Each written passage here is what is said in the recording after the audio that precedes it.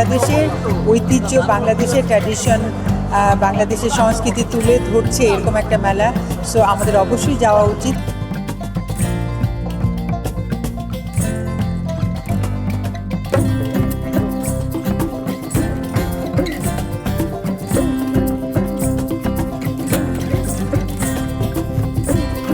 I enjoyed all the foods, the drinks, and the kindness, niceness about the Bangladesh people.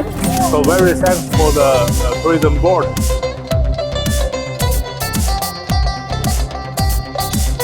Test of বাংলাদেশের এটা আজকে কোনোভাবেই miss করতে চাই নাই, কারণ 64টা জেলার 64 রকমের কালচার এবং খাবার দাবারের ধরন, এইটা তো দেখা যায় না সচরাচর।